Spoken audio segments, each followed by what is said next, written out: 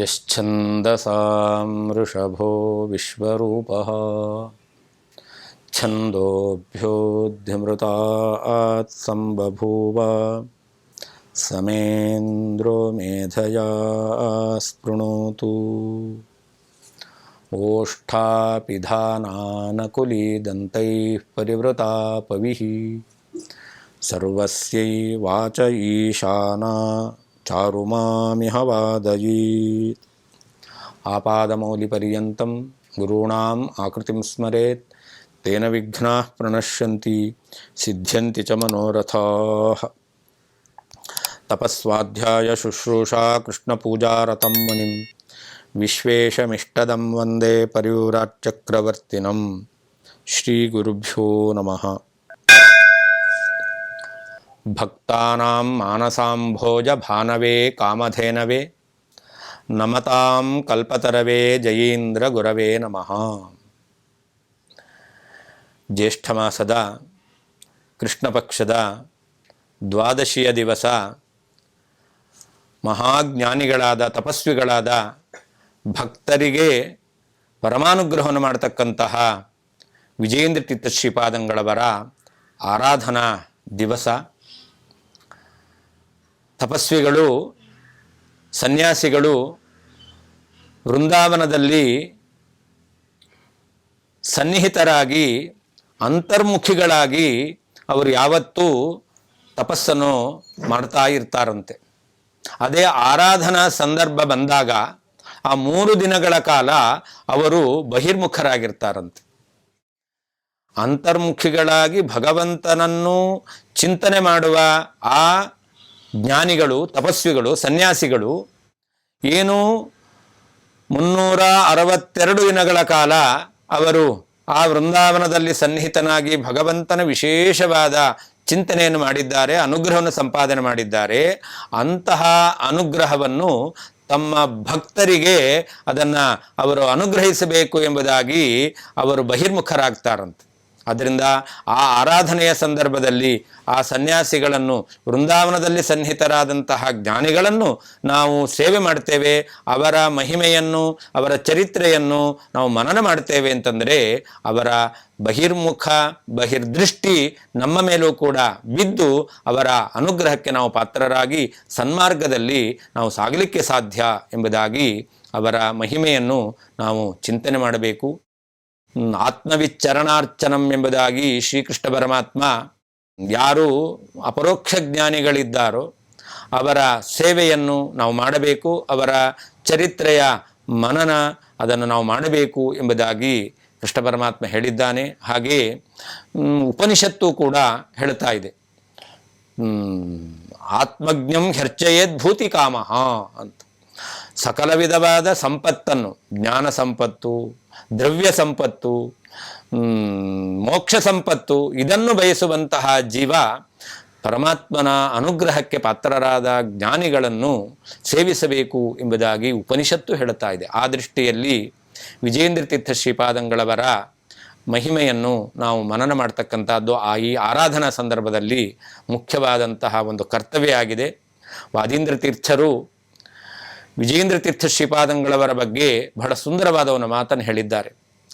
ಚಾತುರ್ಯೈಕಾಕೃತಿರ್ಯಶ್ಚತುರಧಿಕ ಶತಗ್ರಂಥ ರತ್ನ ಪ್ರಣೇತ ಧೂತಾರಾತಿಪ್ರಬಂಧ ಸ್ಫುಟ ವಿದಿತ ಚತುಷ್ಷಷ್ಟಿ ವಿದ್ಯಾ ವಿಶೇಷ ಸೋಯಂ ನ ಶ್ರೀ ಸುರೇಂದ್ರ ವ್ರತಿವ್ರತ ಯತಿವ್ರತತನಯ ಅದ್ವೈತ ಶೈವಾಸಹಿಷ್ಣು ಪುಷ್ಣಾತು ಶ್ರೀ ಜಯೀಂದ್ರ ತ್ರಿಭುವನ ವಿದಿತ ಸರ್ವತಂತ್ರ ಸ್ವತಂತ್ರ ಅಂತ. ವಿಜಯೇಂದ್ರ ತೀರ್ಥ ಶ್ರೀಪಾದಂಗಳವರ ಒಂದು ವಿಶಿಷ್ಟವಾಗಿರ್ತಕ್ಕಂತಹ ವ್ಯಕ್ತಿತ್ವವನ್ನು ಈ ಶ್ಲೋಕದಲ್ಲಿ ವಾದೀಂದ್ರರು ಸಂಗ್ರಹ ಮಾಡಿ ಹೇಳಿದ್ದಾರೆ. ನಾವೆಲ್ಲ ವಿಜಯೇಂದ್ರರ ಬಗ್ಗೆ ಕೇಳಿದ್ದೇವೆ. 104 ಗ್ರಂಥಗಳನ್ನು ರಚನೆ ಮಾಡಿದ್ದಾರೆ. ಚತುರಧಿಕ ಶತ ಗ್ರಂಥ ರತ್ನ ಪ್ರಣೇತ, 104 ಗ್ರಂಥಗಳನ್ನು ರಚನೆ ಮಾಡಿದವರು. ನಾವೆಲ್ಲ ಶಾಸ್ತ್ರವನ್ನು, ಗ್ರಂಥವನ್ನು ಅಧ್ಯಯನ ಮಾಡಿದವರನ್ನು ವಿದ್ವಾಂಸರು, ಪಂಡಿತರು ಅಂತ ಕರಿತೇವೆ. ಆದರೆ ವಿಜಯೇಂದ್ರ ತೀರ್ಥ ಶ್ರೀಪಾದಂಗಳವರು ರಚನೆ ಮಾಡಿರುವಂತಹ ಗ್ರಂಥಗಳ ವಿಷಯ ಅಲ್ಲ, ಆ ಗ್ರಂಥಗಳ ಹೆಸರನ್ನು ಯಾರು ನಿರರ್ಗಳವಾಗಿ ಹೇಳ್ತಾ ಇದ್ದಾರೋ ಅವರನ್ನೇ ಪಂಡಿತರು ಅಂತ ಹೇಳ್ಬೋದು. ಅಷ್ಟು ಗ್ರಂಥಗಳನ್ನು ನಮಗೆ ಒಂದೇ ಕಾಲದಲ್ಲಿ ನೆನಪಿಟ್ಟುಕೊಳ್ಳಿಕ್ಕೆ ಸಾಧ್ಯ ಇಲ್ಲ. ಅಂತಹ ಗ್ರಂಥಗಳ ಸಮೂಹವನ್ನು ಈ ಜಗತ್ತಿಗೆ ಕೊಟ್ಟು ಸಾರಸ್ವತ ಸೇವೆಯನ್ನು ಮಾಡಿರ್ತಕ್ಕಂಥವರು, ಮಾಧ್ವ ಸಿದ್ಧಾಂತ ಪ್ರಚಾರ ಕಾರ್ಯವನ್ನು ಮಾಡಿರ್ತಕ್ಕಂತಹ ಮಹಾಮಹಿಮರು ಆ ವಿಜಯೇಂದ್ರ ತೀರ್ಥ ಶ್ರೀಪಾದಂಗಳವರು. ಇದು ಅವರಲ್ಲಿರುವಂತಹ ಒಂದು ವಿಶೇಷ. ಆದರೆ ಇನ್ನೊಂದು ಚತುಷ್ಷಷ್ಟಿ ವಿದ್ಯಾ ವಿಶೇಷ, 64 ಕಲೆಗಳು ಅಂತ.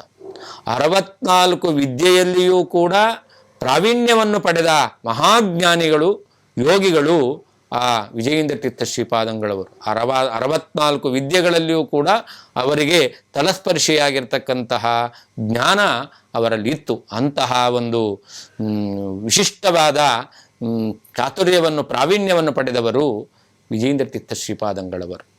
ಹಾಗೆಯೇ ಇನ್ನೊಂದು ಹೇಳ್ತಾರೆ, ಅದ್ವೈತ ಶೈವ ಅಸಹಿಷ್ಣು ಅಂತ.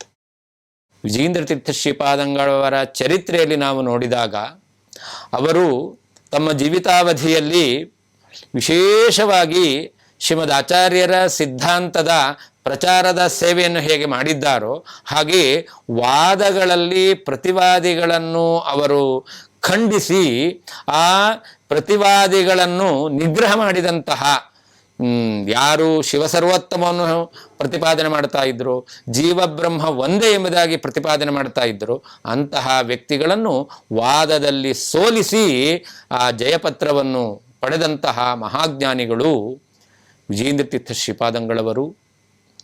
ವಿಜಯೇಂದ್ರ ತೀರ್ಥ ಶ್ರೀಪಾದಂಗಳವರು ಮೊದಲು ವ್ಯಾಸತೀರ್ಥರಿಂದ, ಯಾರು ಈ ಜಗತ್ತಿಗೆ ಶ್ರೀಮದ್ ಆಚಾರ್ಯರ ಟೀಕಾಕೃತ್ಪಾದರ ಕೃತಿಯನ್ನು ತಮ್ಮದೇ ಆದಂತಹ ವಿಶಿಷ್ಟವಾದಂತಹ ರೀತಿಯಲ್ಲಿ ಪರಿಚಯಿಸಿಕೊಟ್ಟಿದ್ದಾರೋ, ವ್ಯಾಸತ್ರಯ ಎಂಬುದಾಗಿ ಪ್ರಸಿದ್ಧವಾಗಿರತಕ್ಕಂತಹ 3 ಕೃತಿಗಳು ಇದೆಯೋ ಅಂತಹ ಕೃತಿಗಳ ಕರ್ತೃಗಳಾಗಿರ್ತಕ್ಕಂತಹ ವ್ಯಾಸತೀರ್ಥರಿಂದ ಆಶ್ರಮವನ್ನು ಸ್ವೀಕಾರ ಮಾಡಿದರು.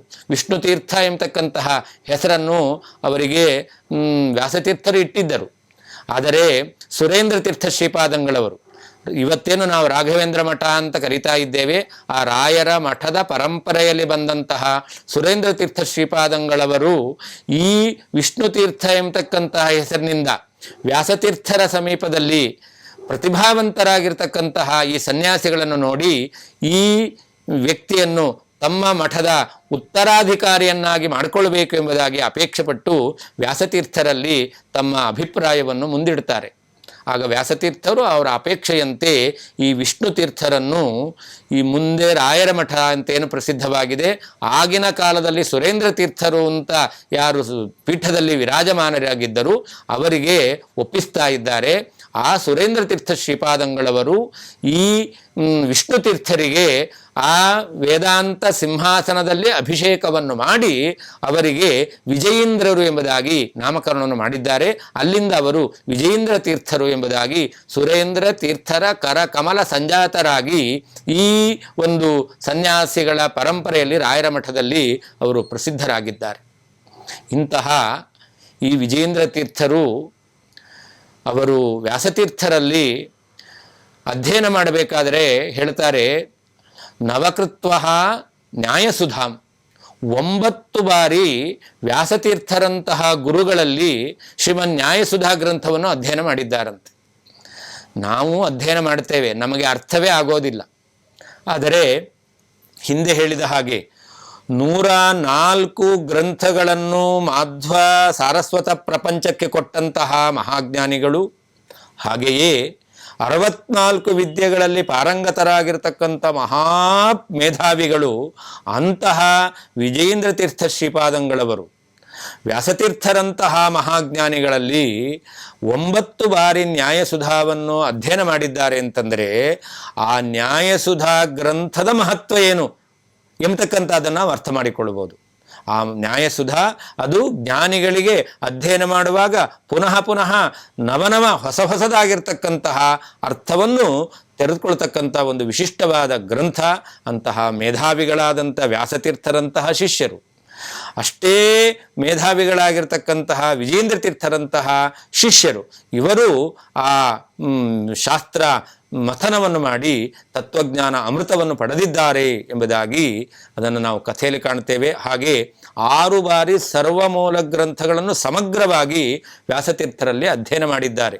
ಇಂತಹ ಒಂದು ಶ್ರೀಮದಾಚಾರ್ಯರ ಗ್ರಂಥಗಳ ಅಧ್ಯಯನದಲ್ಲಿ ಅಷ್ಟೂ ತಮ್ಮನ್ನು ತೊಡಗಿಸಿಕೊಂಡಂತಹ ಆ ಮಹಾಜ್ಞಾನಿಗಳು ವಿಜೇಂದ್ರ ತೀರ್ಥ ಶ್ರೀಪಾದಂಗಳವರು.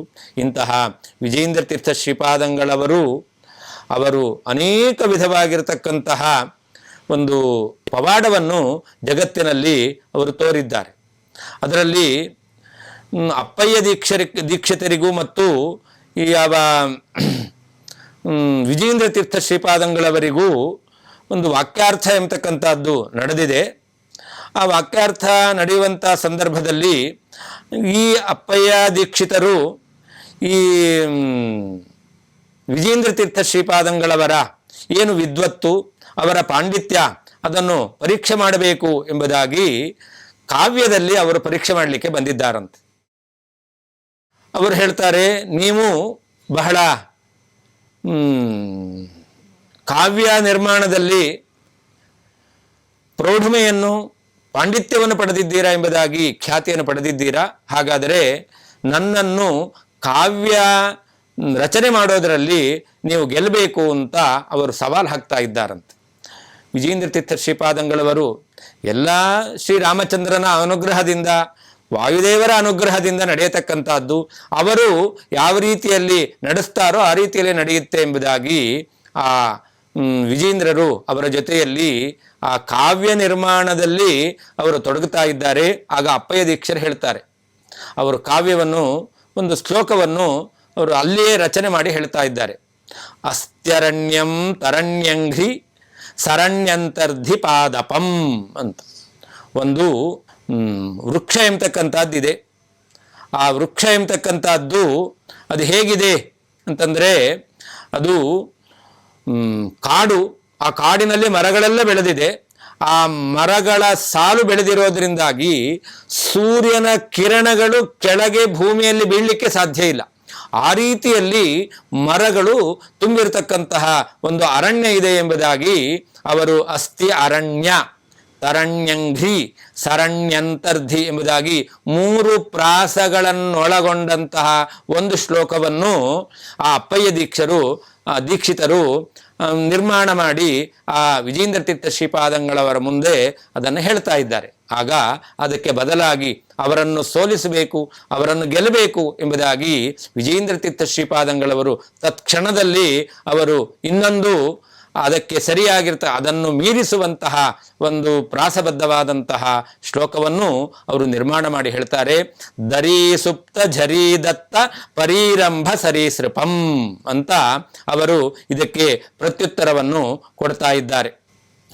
ಹುತ್ತದ ಒಳಗಡೆ ಮಲಗಿರ್ತಕ್ಕಂತಹ ಯಾವ ಸರ್ಪ ಎಂಬತಕ್ಕಂಥದ್ದಿದೆ, ಅದರ ಮೃದುವಾಗಿರ್ತಕ್ಕಂತಹ ದೇಹ, ಅದರ ಆಲಿಂಗನದಿಂದ ಈ ಮರಗಳು ಅದು ಶೋಭಿಸ್ತಾ ಇದೆ ಎಂಬುದಾಗಿ ಅವರು ವರ್ಣನೆ ಮಾಡ್ತಾ ಇದ್ದಾರೆ. ಅವರು ಹೇಳಿರ್ತಕ್ಕಂತಹ ಆ ಅರಣ್ಯವನ್ನೇ, ಆ ಅರಣ್ಯದಲ್ಲಿರ್ತಕ್ಕಂಥ ಕಾಡುಗಳಿಗೆ ವಿಶೇಷಣವಾಗಿ 4 ಪ್ರಾಸಗಳಿಂದ ಕೂಡಿರ್ತಕ್ಕಂತಹ ವಾಕ್ಯವನ್ನು ವಿಜೇಂದ್ರ ತೀರ್ಥರು ಹೇಳ್ತಾರೆ.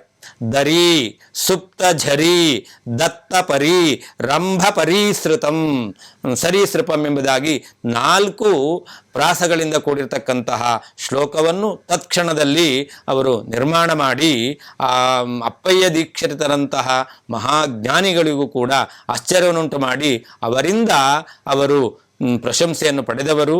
ಹೀಗೆ ವಿಜೇಂದ್ರರಿಗೆ ಇದು ನಡೆದದ್ದು ಅಪ್ಪಯ್ಯ ದೀಕ್ಷಿತರು ಮತ್ತು ವಿಜೇಂದ್ರರು ಅವರು ಎದುರು ಬದರಾದರಂತೆ. ಆವಾಗ ಹಿಂದಿನ ಕಾಲದಲ್ಲಿ ಅದು ಕಾಲು ದಾರಿ, ನಡ್ಕೊಂಡು ಹೋಗಲಿಕ್ಕೆ ಒಬ್ಬರು ದಾರಿ ಬಿಟ್ಟರೆ ಇನ್ನೊಬ್ಬರು ಹೋಗಲಿಕ್ಕೆ ಸಾಧ್ಯ. ಇಬ್ಬರು ಒಂದೇ ಕಾಲದಲ್ಲಿ ಆ ಕಡೆ ಈ ಕಡೆ ಹೋಗ್ಲಿಕ್ಕೆ ಸಾಧ್ಯ ಇಲ್ಲ. ಹಾಗಾದ್ರೆ ಯಾರಾದರೂ ಒಬ್ಬರು ದಾರಿ ಕೊಡಬೇಕು, ಬದಿಗೆ ಬರಬೇಕು, ಆಗ ಇನ್ನೊಬ್ರು ಹೋಗ್ಲಿಕ್ಕೆ ಸಾಧ್ಯ. ಈಗ ಇವರು ಬರ್ತಾ ಇದ್ದಾರೆ, ಅವರು ಬರ್ತಾ ಇದ್ದಾರೆ, ಯಾರು ಯಾರಿಗೆ ದಾರಿ ಕೊಡಬೇಕು? ಲೋಕದಲ್ಲಿ ನೋಡ್ತೇವೆ, ದೊಡ್ಡವರು ಬಂದಾಗ ಸಣ್ಣವರು ಬದಿಗೆ ಹೋಗಿ ದೊಡ್ಡವರಿಗೆ ದಾರಿಯನ್ನು ಮಾಡಿ ಕೊಡ್ತಾರೆ. ಹಾಗೆ ಈಗ ವಿಜಯೇಂದ್ರರು ಒಂದು ವೇಳೆ ದಾರಿ ಮಾಡಿ ಕೊಟ್ಟುಬಿಟ್ರೆ ಆವಾಗ ಅಪ್ಪಯ್ಯ ದೀಕ್ಷಿತರು ದೊಡ್ಡವರು ಅಂತ ಆಗಿಬಿಡುತ್ತೆ. ಆದರೆ ಅಪ್ಪಯ್ಯ ದೀಕ್ಷಿತರಿಗೆ ನಾನು ದೊಡ್ಡವನು, ಇವರಿಗೆ ಯಾಕೆ ನಾನು ದಾರಿ ಮಾಡಿ ಕೊಡಬೇಕು ಎಂಬುದಾಗಿ ಅವರ ಮನಸ್ಸಿನಲ್ಲಿ ಅಭಾವನೆ ಎಂಬತಕ್ಕಂಥದ್ದಿದೆ. ಆದ್ದರಿಂದ ಅವರು ದಾರಿಯನ್ನು ಬಿಡಲಿಕ್ಕೆ ಸಿದ್ಧರಾಗಲಿಲ್ಲ. ಆ ಸಂದರ್ಭದಲ್ಲಿ ಇಂತಹ ಒಂದು ಕಾವ್ಯದ ನಿರ್ಮಾಣದ ಆ ಒಂದು ವ್ಯಾಪಾರವನ್ನು ಮಾಡಿ ಆ ಕಾವ್ಯ ನಿರ್ಮಾಣದಲ್ಲಿಯೂ ಕೂಡ ಅಪ್ಪಯ್ಯ ದೀಕ್ಷಿತರನ್ನು ವಿಜಯೇಂದ್ರ ತೀರ್ಥ ಶ್ರೀಪಾದಂಗಳವರು ಪರಾಭವಗೊಳಿಸಿ ಆ ದಾರಿಯನ್ನು ಬಿಡಿಸಿಕೊಂಡು ಅವರು ಮುಂದೆ ಸಾಗಿದರು ಎಂಬುದಾಗಿ ವರ್ಣನೆ ಮಾಡುತ್ತಾರೆ. ಹೀಗೆ ಇದು ವಿಜಯೇಂದ್ರ ತೀರ್ಥ ಶ್ರೀಪಾದಂಗಳವರ ತತ್ಕಾಲದಲ್ಲಿ ಪ್ರತಿಭೆ ಎಂಬತಕ್ಕಂಥದ್ದು ಅವರಿಗೆ ಆ ಮೇಧಾಶಕ್ತಿಯಿಂದ ಅದು ಅಭಿವ್ಯಕ್ತವಾಗ್ತಾ ಇತ್ತು. ಇಂತಹ ಒಂದು ವಿದ್ಯಾಪ್ರೌಢಿಮೆಯನ್ನು ಅವರ ಜೀವನದಲ್ಲಿ ಕಾಣುತ್ತೇವೆ. ಹಾಗೆ ಅವರು ಮಾಡಿರತಕ್ಕಂತಹ ಅನೇಕ ಪವಾಡಗಳು, ಅಂದರೆ ಭಗವಂತನ ಅನುಗ್ರಹವನ್ನು ಪಡೆದವರಿಗೆ ಶಾಸ್ತ್ರದಲ್ಲಿ ಒಂದು ಮಾತಿದೆ, ಬ್ರಹ್ಮವಿದ್ಯಾಂ ಸರ್ವವಿದ್ಯಾ ಪ್ರತಿಷ್ಠಾಂ ಅಂತ. ಯಾರು ಭಗವಂತನ ಜ್ಞಾನವನ್ನು ಪಡೆದಿದ್ದಾರೋ ಅಂಥವರಿಗೆ ಭಗವಂತನ ಅನುಗ್ರಹ ಅಷ್ಟೇ ಅಲ್ಲ, ಸಕಲ ವಿದ್ಯೆಗಳು ಅವರಿಗೆ ಕರಗತವಾಗುತ್ತೆ, ಸಕಲ ವಿದ್ಯಾಭಿಮಾನಿ ದೇವತೆಗಳ ಅನುಗ್ರಹವೂ ಆಗುತ್ತೆ ಅಂತ. ಅದಕ್ಕೆ ವಿಜಯೇಂದ್ರ ತೀರ್ಥ ಶ್ರೀಪಾದಂಗಳವರು ನಮಗೆ ಸ್ಪಷ್ಟ ಉದಾಹರಣೆ ಅಂತ ನಾವು ಅನ್ಕೊಳ್ಬಹುದು. ಇವರು ಸಕಲ ವಿದ್ಯೆಯಲ್ಲಿ ಪಾರಂಗತರಾಗಿದ್ದಾರೆ, ಸಕಲ ವಿದ್ಯಾಭಿಮಾನಿ ದೇವತೆಗಳ ಅನುಗ್ರಹವನ್ನು ಪಡೆದವರಾಗಿದ್ದಾರೆ. ಆದ್ದರಿಂದ ಎಲ್ಲ ವಿದ್ಯೆಯನ್ನು ಕೂಡ ಅವರು ತೋರಿಸ್ತಾ ಇದ್ರು. ಒಂದು ಬಾರಿ ಇವರು ಲಿಂಗರಾಜೇಂದ್ರ ಅಂತ ಒಬ್ಬ ಶೈವ ವಿದ್ವಾಂಸ ಪಂಡಿತ ಸನ್ಯಾಸಿ, ಅವರು ಇವರನ್ನು ಸೋಲಿಸಬೇಕು ಎಂಬುದಾಗಿ ಬಂದಿದ್ದಾರಂತೆ. ಅವನಿಗೆ ಒಂದು ವಿಶಿಷ್ಟವಾದ ಮಾಂತ್ರಿಕ ಶಕ್ತಿ ಎಂಬತಕ್ಕಂಥದ್ದು ಇತ್ತು. ಅದರಿಂದ ಅವನು ಅನೇಕ ವಿಧವಾಗಿರ್ತಕ್ಕಂತಹ ಮ್ಯಾಜಿಕ್ಗಳನ್ನು ಮಾಡುತ್ತಾ ಜನಗಳನ್ನೆಲ್ಲ ಆಕರ್ಷಣೆ ಮಾಡುತ್ತಾ ಇದ್ದ. ಅಂತಹ ವ್ಯಕ್ತಿ ಒಂದು ಬಾರಿ ಮೇನೆಯಲ್ಲಿ ಬರ್ತಾ ಇದ್ದಾನೆ. ಪಲ್ಲಕ್ಕಿಯಲ್ಲಿ ಬರಬೇಕಾದರೆ ಅಲ್ಲಿ ಈ ವಿಜಯೇಂದ್ರ ತೀರ್ಥ ಶ್ರೀಪಾದಂಗಳವರು ಎದುರಾಗುತ್ತಾ ಇದ್ದಾರಂತೆ. ಅಲ್ಲಿ ಪುನಃ ಅವರಿಬ್ಬರಲ್ಲಿ ಈ ಒಂದು ಯಾರಲ್ಲಿ ಶಕ್ತಿ ಇದೆ ಅದನ್ನು ಪ್ರದರ್ಶನ ಮಾಡಬೇಕು ಎಂಬುದಾಗಿ ಅವನು ಸವಾಲು ಹಾಕ್ತಾ ಇದ್ದಾನೆ. ಆಗ ವಿಜಯೇಂದ್ರ ತೀರ್ಥ ಶ್ರೀಪಾದಂಗಳವರು ವಾಯುದೇವರ ಭಗವಂತನ ಅನುಗ್ರಹದಿಂದ ನಡೆಯಲಿ ಅಂತ ಅವ್ರು ಹೇಳ್ತಾರೆ. ಅವನ ಪಲ್ಲಕ್ಕಿಯನ್ನು ಎತ್ಕೊಂಡು ಬಂದಿದ್ರು. ಆ ಪಲ್ಲಕ್ಕಿಯನ್ನು ಬಿಟ್ಟು ಕೆಳಗಿಳಿದು ಅವನು ಒಂದು ಗೋಡೆ ಮೇಲೆ ಕೂತ್ಕೊಳ್ತಾನಂತೆ. ಯಾವಾಗ ಗೋಡೆ ಮೇಲೆ ಕೂತನೋ ಆಗ ಗೋಡೆಯೇ ಮುಂದೆ ಹೋಗ್ತಾ ಇದೆಯಂತೆ. ಇದನ್ನು ನೋಡಿ ಎಲ್ಲರೂ ಆಶ್ಚರ್ಯ ಪಡ್ತಾ ಇದ್ದಾರೆ. ವಿಜಯೇಂದ್ರ ತೀರ್ಥ ಶ್ರೀಪಾದಂಗಳವರ ಶಿಷ್ಯ ಗುಂಪು ಅವರೆಲ್ಲ ನೋಡಿ ಬೆರಗಾಗ್ತಾ ಇದ್ದಾರೆ. ನಮ್ಮ ಗುರುಗಳು ಇವನ ಜೊತೆಯಲ್ಲಿ ಸವಾಲು ಹಾಕಿದ್ದಾರೆ, ಎಲ್ಲಿ ಪರಾಜಿತರಾಗ್ತಾರೋ ಎಂಬುದಾಗಿ ಆತಂಕ ಎಂಬತಕ್ಕಂಥದ್ದಿದೆ. ಆಗ ವಿಜಯೇಂದ್ರ ತೀರ್ಥ ಶ್ರೀಪಾದಂಗಳವರು ತಾವೇನು ಪಲ್ಲಕ್ಕಿಯಲ್ಲಿ ಕುಳಿತು ಬಂದಿದ್ದಾರೆ, ಅವ್ರು ಹೇಳ್ತಾರಂತೆ ಪಲ್ಲಕ್ಕಿಯನ್ನು ಕೆಳಗಿಳಿಸಿ ಅಂತ. ಪಲ್ಲಕ್ಕಿಯನ್ನು ಶಿಷ್ಯರು ಕೆಳಗಿಟ್ಟಿದ್ದಾರೆ. ಅನಂತರ ಎಲ್ಲರೂ ನೋಡ್ತಾ ಇದ್ದಾರೆ. ಆ ಲಿಂಗರಾಜೇಂದ್ರ ಅವನು ನೋಡ್ತಾ ಇದ್ದಾನೆ. ಆಗ ವಿಜಯೇಂದ್ರ ತೀರ್ಥ ಶ್ರೀಪಾದಂಗಳವರ ಪಲ್ಲಕ್ಕಿ ಆಕಾಶ ಮಾರ್ಗದಲ್ಲಿ ಸಾಗುತ್ತಾ ಇದೆಯಂತೆ. ಯಾರೂ ಹೊತ್ತುಕೊಳ್ಳದೇನೆ ಆ ಪಲ್ಲಕ್ಕಿ ಎಂಬತಕ್ಕಂಥದ್ದು ಸಾಗುತ್ತಾ ಇದೆ. ಇದನ್ನು ನೋಡಿ ಆ ಲಿಂಗರಾಜೇಂದ್ರ ಎಂಬತಕ್ಕಂತಹ ಅದ್ವೈತ ಸನ್ಯಾಸಿಯು ಹಾಗೆ ಇವರ ಶಿಷ್ಯರು ಕೂಡ ಅವರು ಆಶ್ಚರ್ಯಭರಿತರಾಗಿದ್ದಾರೆ. ಹೀಗೆ ಭಗವಂತನ ಅನುಗ್ರಹದಿಂದ ವಿಚಿತ್ರವಾಗಿರತಕ್ಕಂತಹ ಈ ಮಾಂತ್ರಿಕ ಶಕ್ತಿಯನ್ನು ಮೀರಿಸುವಂತಹ ದಿವ್ಯ ಶಕ್ತಿಯನ್ನು ಪಡೆದವರು ವಿಜಯೇಂದ್ರ ತೀರ್ಥ ಶ್ರೀಪಾದಂಗಳವರು. ಇಂತಹ ಅನೇಕ ಪವಾಡಗಳನ್ನು ಅವರು ತಮ್ಮ ಜೀವನಮಾನದಲ್ಲಿ ಅವರು ತೋರಿಸಿದ್ದಾರೆ ಎಂಬುದಾಗಿ ನಾವು ಚರಿತ್ರೆಯಲ್ಲಿ ಕಾಣ್ತಾ ಇದ್ದೇವೆ. ಇಂತಹ ಮಹಿಮೋಪೇತರಾಗಿರ್ತಕ್ಕಂತಹ ಆ ವಿಜಯೇಂದ್ರ ತೀರ್ಥ ಶ್ರೀಪಾದಂಗಳವರು ನಮ್ಮ ಮೇಲೆ ತಮ್ಮ ಕೃಪಾದೃಷ್ಟಿಯನ್ನು ಬೀರಿ ನಮಗೂ ಭಗವಂತನ ಆ ಜ್ಞಾನ ಬರುವ ಹಾಗೆ ಅವರು ಈ ಆರಾಧನಾ ಸಂದರ್ಭದಲ್ಲಿ ನಿಮ್ಮನ್ನು ಅನುಗ್ರಹಿಸಿರಿ ಎಂಬುದಾಗಿ ಪ್ರಾರ್ಥನೆ ಮಾಡುತ್ತಾ ಶ್ರೀಕೃಷ್ಣಾರ್ಪಣವಸ್ತು. ಯಸ್ಸರ್ವಗುಣ ಸಂಪೂರ್ಣಃ ಸರ್ವದೋಷ ವಿವರ್ಜಿತಃ ಪ್ರೀಯತಾಂ ಪ್ರೀತಯೇವಾಲಂ ವಿಷ್ಣುರ್ಮೇ ಪರಮಸ್ಸುಹೃತು. ಶ್ರೀಕೃಷ್ಣಾರ್ಪಣವಸ್ತು.